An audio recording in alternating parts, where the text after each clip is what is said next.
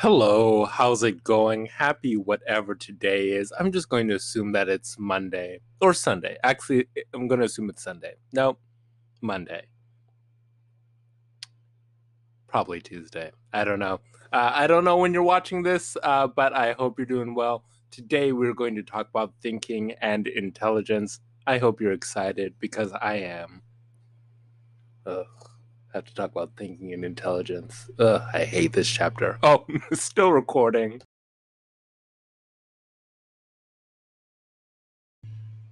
So, when we're talking about making decisions or the things that we think about, one thing that I want to introduce is the idea of a heuristic. A heuristic is a mental shortcut. Our brains use a lot of mental shortcuts, and there are three that I want to discuss today. So, let's just say you're trying to buy a car. Now, a friend of yours suggests that you should buy a Mazda, but the one time you knew somebody who owned a Mazda, they got into an accident because there was a transmission failure on the highway and it was a pretty terrible situation. So you think to yourself, Mazdas are unreliable cars, even though they can be pretty great. This is the availability heuristic. You're making a decision based off of the first information that comes to mind. Even though thousands of other Mazdas might not have that issue, you're thinking of the one Mazda that did. So we have to be careful when we're making decisions based off of limited information. Or how about this? You're deciding to go to the library and you need a little bit of help. So you go to try to find the librarian. At the reference desk, you see this huge 250-pound muscly man. And you say, "Excuse me, I'm looking for the librarian." And he responds to you, "Yeah, bro, what's up? I'm the librarian, right?" You might go, "Oh, I'm surprised that this person is a librarian." But the reason for that is because of the representative heuristic. When a lot of us think of a librarian, we think of an older woman with glasses, right? Conservatively dressed, shushing us. That's the image that we see. The idea that a librarian could be male and a bodybuilder is not impossible, but it's not the image that we see. So we make decisions about the world and we make assumptions based off of our stereotypes. Have you ever had friends convince you to do something that you didn't want to do at first, but in the end you actually enjoyed it? Well, it could be because of the affect heuristic. Now, sometimes we hear something and our immediate judgment, whether we want to do it or not, uh, will inform our decision. So maybe my friends say, "Hey, you want to go to Disneyland?" And then my initial reaction is like, the parking and it's in Anaheim and it's so expensive. Ugh, I don't want to do it, right? But had I gone and done it, I would have had a really great time despite all those things. So I made a bad decision because of my initial emotional reaction. Or maybe my friend is like, "Oh, hey, Lady Gaga is a good friend of mine. She thinks that you're super cute." And then my initial reaction was like, "Lady Gaga, oh wow." That is how I speak whenever I'm flirting. "Oh, hey, what's the deal? Why don't I take you out on a date and we could go steady?" This is why I'm single. But the initial reaction, right, of being excited might make me think that it's a good idea. But actually, even though Lady Gaga and I are both very attractive, very talented people, we really don't have a lot in common. And that's really the important thing when it comes to a relationship. You got to be friends, right? You got to have that foundation. So even though my feelings said that it would have been a good idea, it actually wasn't a good idea. That's the affect heuristic. So once again, the availability heuristic is we make when we make decisions based off of the initially available information, right? The representative heuristic is when we make decisions based off of how the information that we're presented fits our existing stereotypes. And the affect heuristic is how we make decisions based off of how we perceive that decision would make us feel.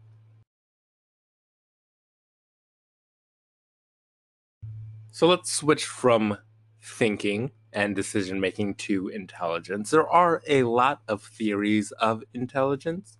Let's talk about a few of them. That was the weirdest way to introduce them. There are a lot. We're going to talk about them. Yeah, of course we're going to talk about them. That's how class works. Anyway, we have fluid intelligence and crystallized intelligence. Now, when you learn facts and information, that is a form of crystallized intelligence. So let's say I asked you to name the 8 ways of knowing, which you might have learned a few chapters ago, right? Those 8 ways of knowing are forms of crystallized intelligence because they're knowledge that you can use to answer later questions. Fluid intelligence is taking the knowledge that you already have and being able to apply it to new and unique situations. So, crystallized intelligence would be, let's say we're playing a video game and you've played this video game lots of times, right?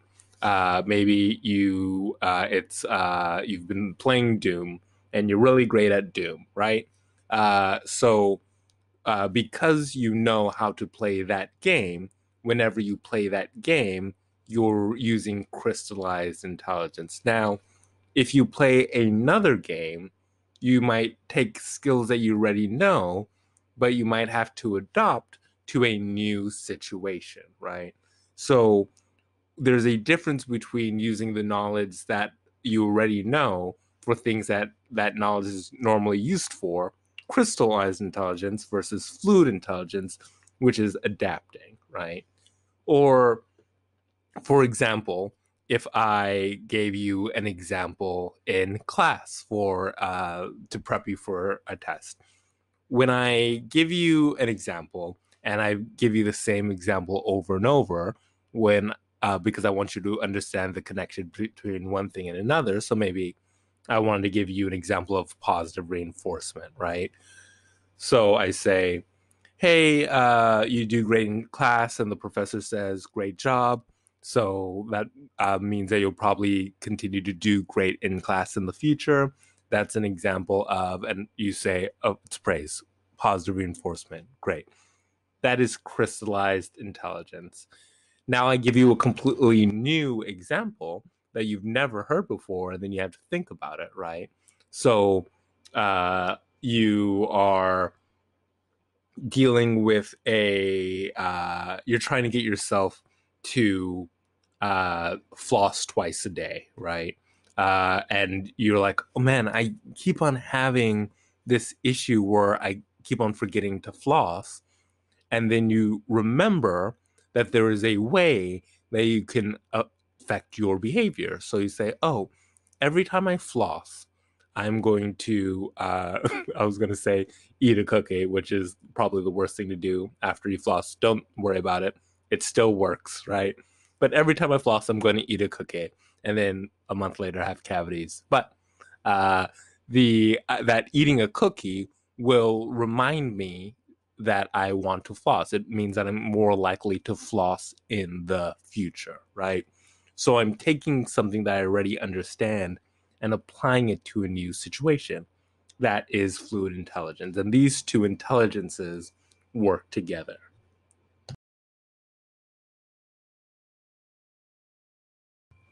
Then we have general intelligence, or G, which when most people talk about intelligence or IQ, this is what they're talking about. Now, the average intelligence is a 100, and it goes up and down. It can go lower than 55, it can go higher than 145, but about 99% of scores are contained within the 55 to 145% range. Between 85 and 115, that is what we would consider average intelligence, right?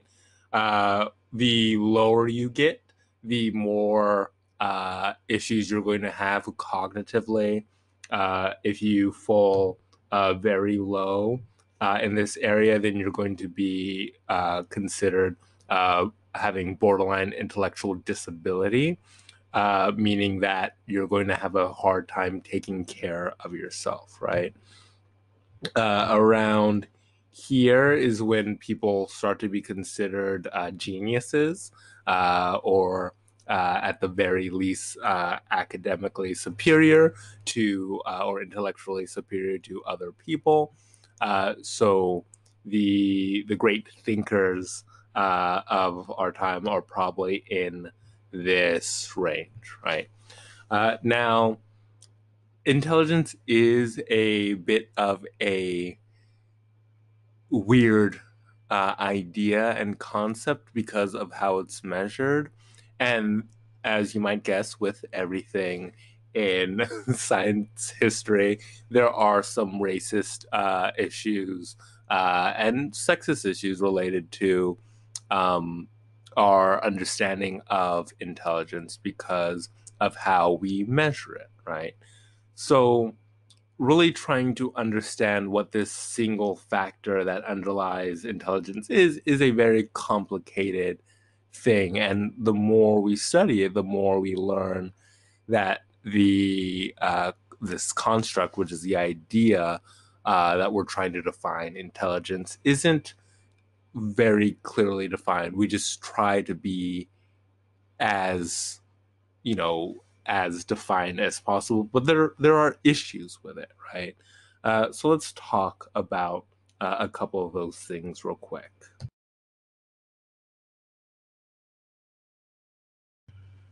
So one, we have something called reliability, and when you're talking about a test, reliability is pretty important. So reliability is the idea that if you take the same test multiple times, you should be able to get consistent results. That's technically a specific form of reliability, but does the measure give you consistent results? So let's say you took the a quiz for this class and you got an 83%, right?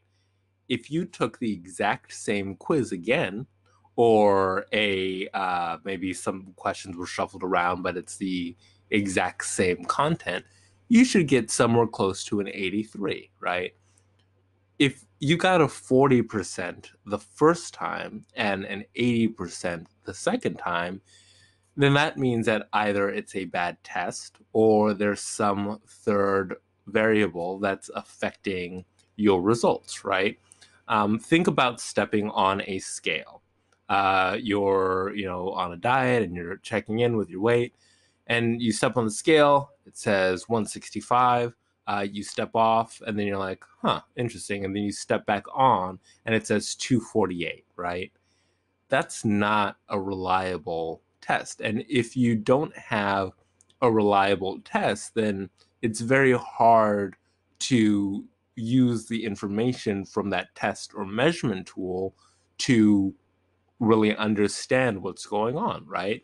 If you're trying to lose weight, but your weight from the scale can be off by 100 pounds, give or take, any given day, then you can't use that scale. So reliability is very important. And with intelligence tests, sometimes what can happen is your score can improve just by having taken the test before. If you've if you remember taking the SAT or ACT or any of those types of tests, one thing that you might have been told is most people's scores improve after taking it a second time. The reason for that is because you know what to expect. That's why those test prep companies make so much money, because they just basically prepare you to take the test. It's a very specific skill. The first time you do something, you're not going to be great at it, but after you've prepared and know what to expect, you're going to do much better.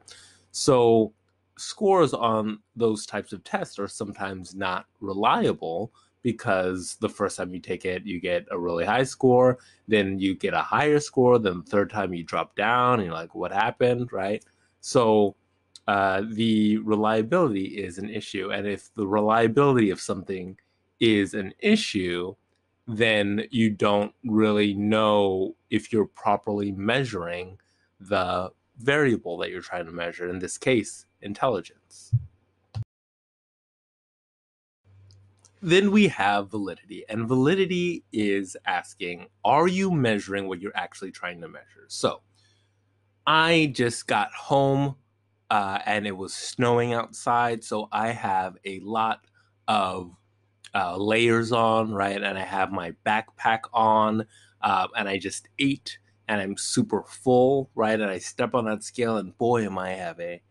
Then I take off some of my layers, I take off my bag, and I exercise a little bit. And I have lost a significant amount of weight the next time I weigh myself. Wow. How did I lose so much weight with just one exercise routine? Well, I didn't actually lose weight. The scale doesn't just measure you, it measures the things that you are wearing. It also measures your water retention, it measures your the emptiness of your bowels. Like, there are external variables that affect your weight. So in addition to just measuring like how overall healthy you are and how well your diet's working, it's measuring how dehydrated you are, it's measuring if you've eaten, it's measuring what you're wearing. When looking even at something as simple as weighing yourself, there are other factors. Now when we're talking about something as complicated as intelligence, well, there are things that affect that. So aside from just whether or not you are smart, we have to look at other things that affect your test scores. And this is why sometimes the tests that are designed for measuring intelligence have a racial bias. So, for example, a old intelligence test might have questions about boating or nautical terms, right? So what's the difference between the starboard side and the port side? What is the bow of a boat, right? So if you've never been exposed to a boat, well, you're not going to know those things, right? So there are certain words that are more commonly used in some parts of the United States versus others. So if the vocabulary is chosen from words that a certain group of people uses, and you do not know those words, it doesn't mean that you're less intelligent. It just means that you have less exposure.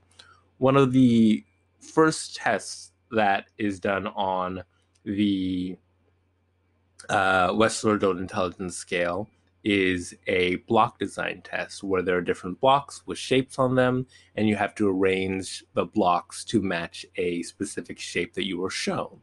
Now, many of us might have played with blocks, Legos, things like that as children. So we have the basic like uh, training and exposure to that to do well.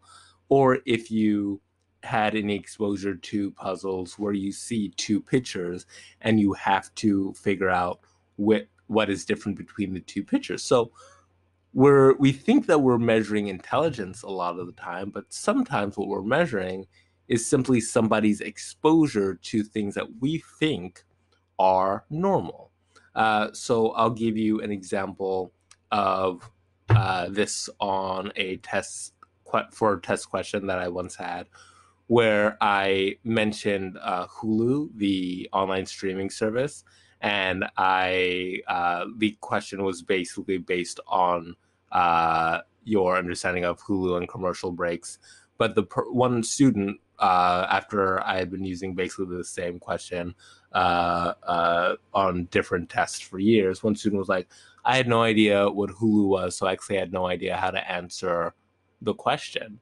And so I realized something that I took for granted is something that everyone has exposure to, right, was wrong. So they didn't do well, not because they didn't understand the material, but because it was measuring whether or not you knew what Hulu is, right?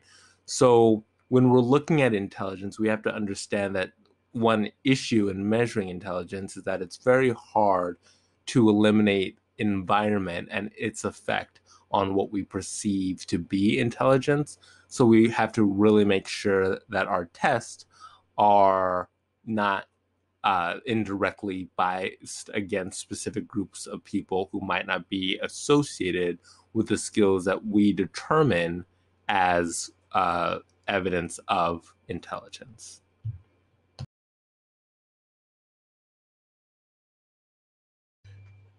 But Professor Thompson, intelligence can't just be problem solving and memorizing and math and vocabulary, can it?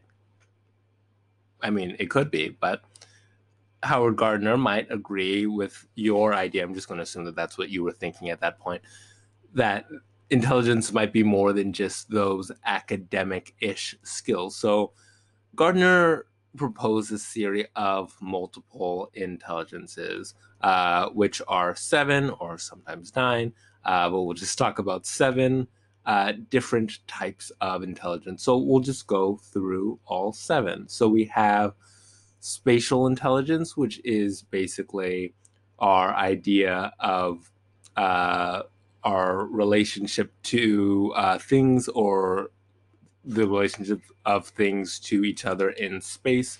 So, for example, if you're holding a water bottle, can you toss it up in the air and have it spin and then catch it in your hand without dropping it, right?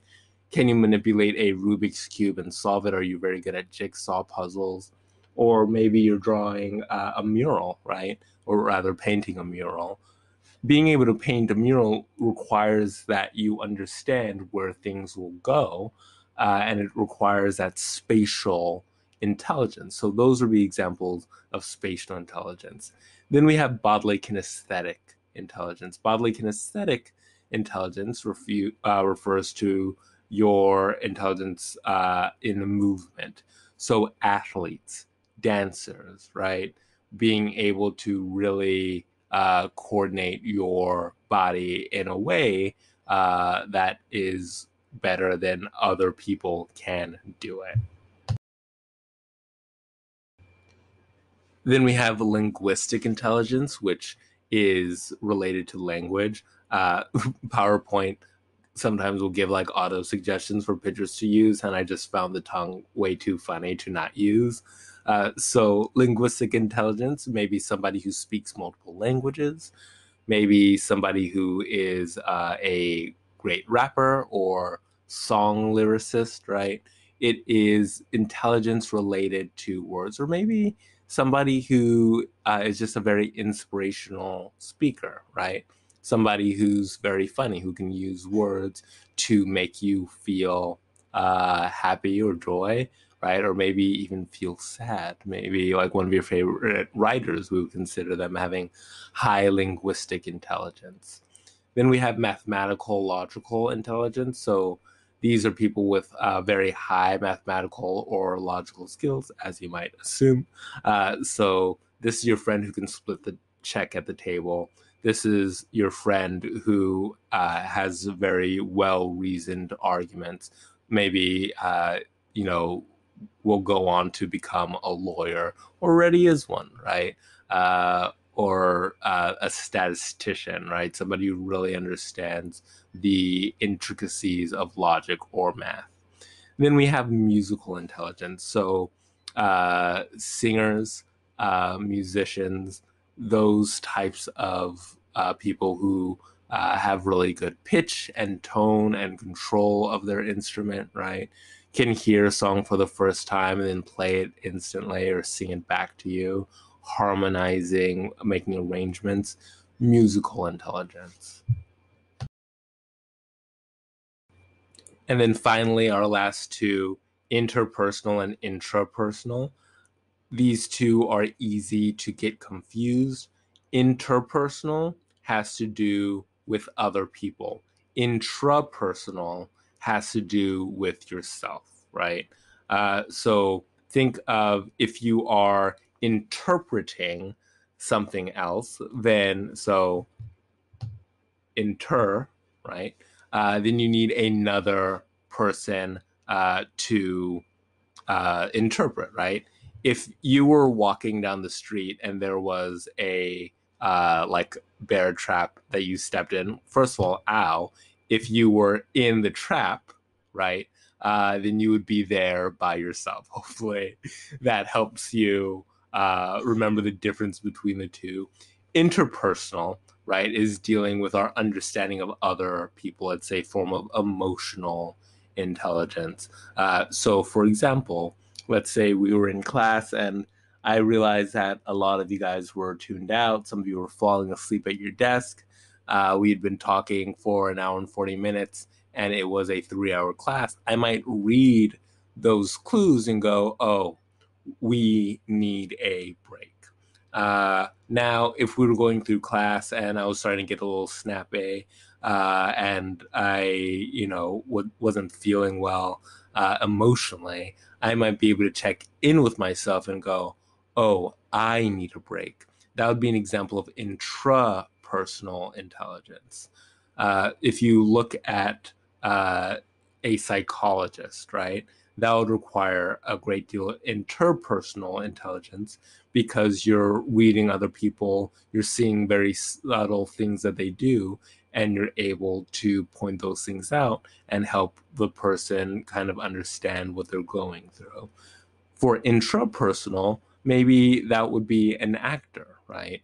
An actor has to know themselves well enough to know like what their face muscles will do when they are angry or sad. Maybe they want to make themselves feel afraid. They can turn that off and turn it back on, or turn it on and then turn it back off again as they need it. They understand themselves so well that they know how to manipulate their own emotions. So those are Gardner's seven intelligences. So that is thinking and intelligence. We've wrapped it up, a relatively to the point lecture, but sometimes it doesn't need to be a lot. So study hard, do well. I hope that whatever day it is today, you're having a great one. Talk soon.